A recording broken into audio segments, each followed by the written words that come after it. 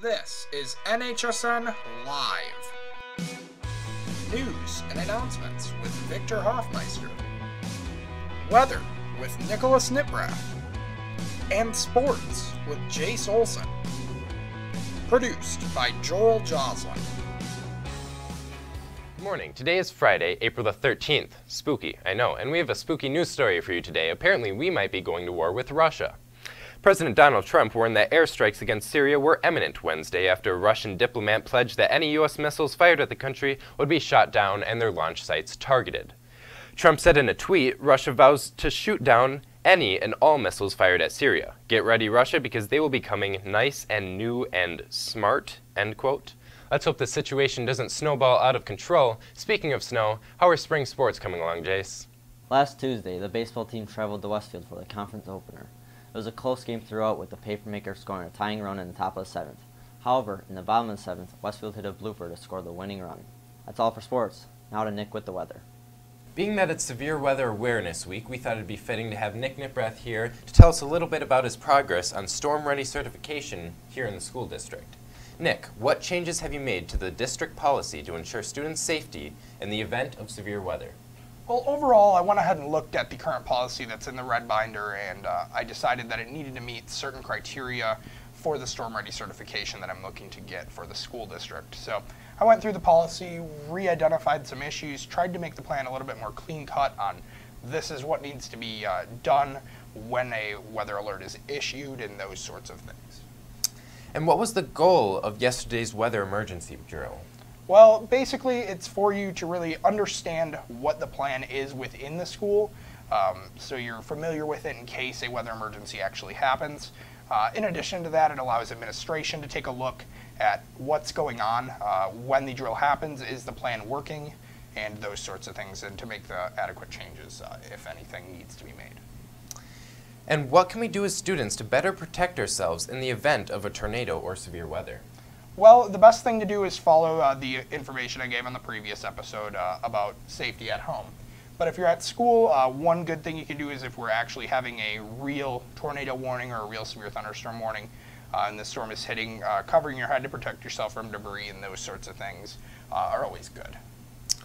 Great. Well, thanks for talking to us today, Nick. And with that said, I know it may be hard to recapitulate the weather, being how crazy it's been lately, but what have you got for us, Nick? Well, we do have a winter storm barreling down on the region here, and I have a lot of information to go over for you today.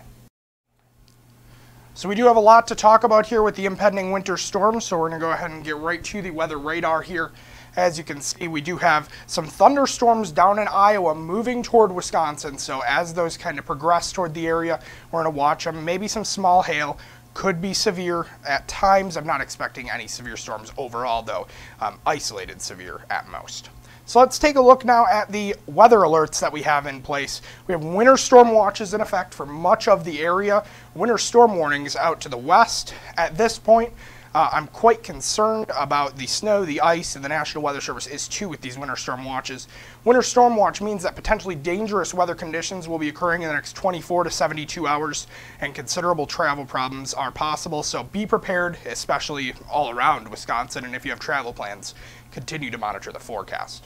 So now let's take a look at the ice amounts. Right now, I have 1/4 of an inch to 1/2 of an inch of ice across much of central Wisconsin. This could impact the area with isolated power outages due to some sporadic tree damage with the ice accumulating on the trees. And then we're going to have some strong winds as well, which will impact the potential for power outages. So that's the main concern there. Hazardous travel also possible. Main time frame for this ice is going to be tonight into Saturday morning. Now, let's talk about the snow. For the area for snow, I have us under 6 to 12 right now. I may have to increase that, I may have to decrease it. There are still a lot of uncertainties with the snow. Main timing for it, however, is going to be tomorrow night into Sunday. So we still have a long time frame out till that snow occurs. So we're keeping a close eye on it, but 4 to 8 further south, more in Juneau and Adams counties, 6 to 12 in Wood County here, and then further north 10 to 15. So we get a slight shift south and we could see higher snowfall totals.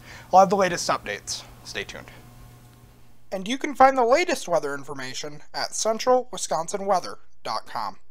Now let's send it to Victor with the Pledge of Allegiance.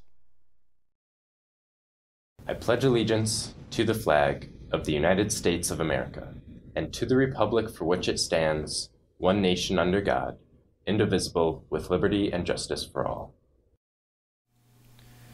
Today for lunch we have French toast sticks and sausage patty. The alternates are your sandwich or salad choice. I'd like to wish a happy birthday to McKenna Schmidt and Elise Woltenberg. Also on Saturday, happy birthday to Mrs. Kautzer. Tonight there's an a cappella concert ball in the house in the Nakusa High School auditorium at 7 o'clock. The early childhood program is to MSTC Stevens Point all day. And on Sunday, HOSA state competition is at Wisconsin Dells Chula Vista. Congratulations to the Nakusa golf team for winning the first match of the season last night in Mauston. Also congratulations to Caden Gersmel for shooting the low round of the night with a 41. Attention volleyball players, there's a meeting with Coach Ray today during advisory in the Commons. Please plan on attending to find out what is happening for summer and fall. Prom is set for Saturday, April 28th. If you are bringing a guest form from another school, please stop in the office ASAP for your guest request form. Your guest form will need to be completed and approved before you are able to purchase your dance ticket. And finally, your Put a Spring in Your Step winner is Lori Enerson, so stop by and find Mrs. Strelo to receive your prize. Thank you and have a great day, everyone.